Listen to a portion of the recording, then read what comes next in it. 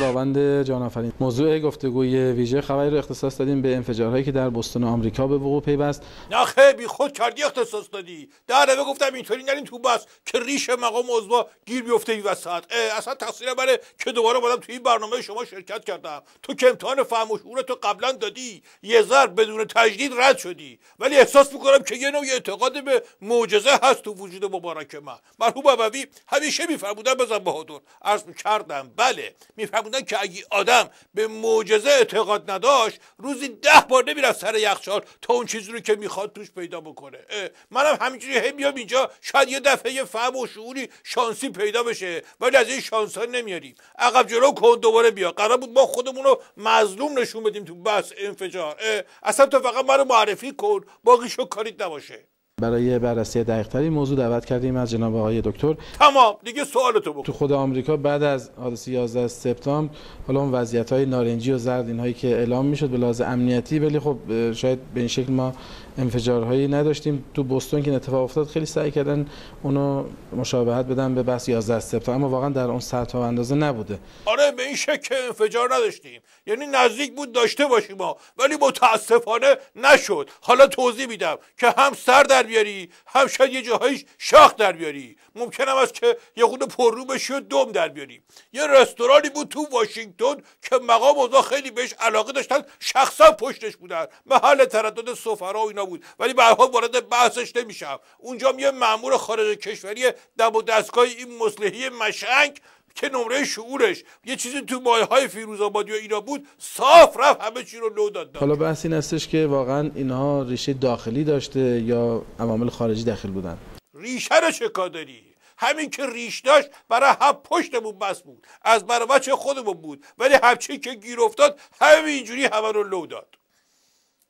ارتباط ما با جناب آقای عابدینی هم برقرار شده، کارشناس محترم مسائل رسانه. عابدینی عابدینی تو رو چرا فرستادن اونجا؟ این برام پیدا نیست، معلوم نیست کجایی. ولی حداقل اینا به تو بی‌محلی کردن، تو باید بهشون زنگ میزدی، باید شعور میداشتی، از آهن یاد میگرفتی. آهن رو یه مدت که بهش سر نزنن خودش زنگ میزنه.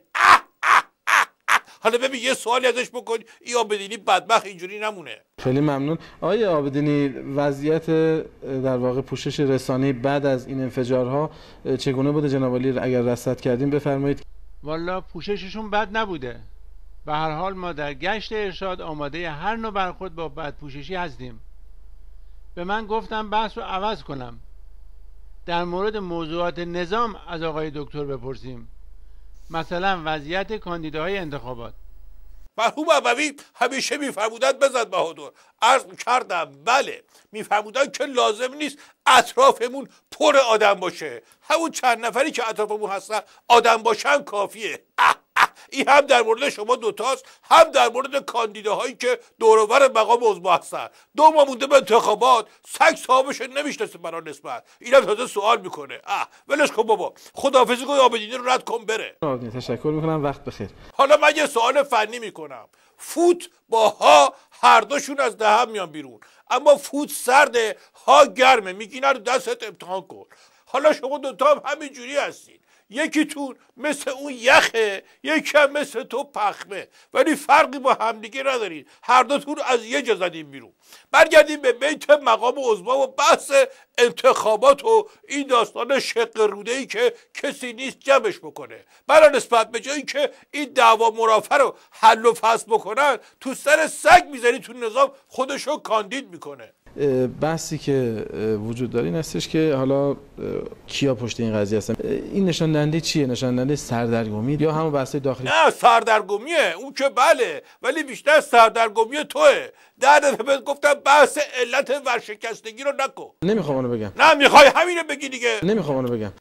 من میدونم تو چی میخوای بگی. میخواد حرف نزن ساکت میشه. میرم به مقام عضو گفتیم خودشون وارد قضیه بشن، تو مسئله با پای چپ نگاهشون به این مسئله فرق بکنه با سایر مسائل. نوع نگاه همونطوری که جناب علی اشاره کردید گزینشیه، یعنی کاملا اینجور موارد رو خیلی جدی، سریع و محکم وارد عمل میشن، ولی در موردهای دیگه یا سکوت میکنن یا میگذرن از کنارش. نه تو بالاخره سوال نگاه داری یا میخوای شیرجه بزنی تو آب هی دستاتو همچون میکنی؟ خجالت هم خوب چیزیه. آخه سایر موارد که اینطوری نیستن که. دو با دیگه گفتم انتخاباته، مقام عظما زورش نرسید تو مقدماتی طرفو حذف بکنه، بعدش هم که هم بدتره هم سخت‌تر.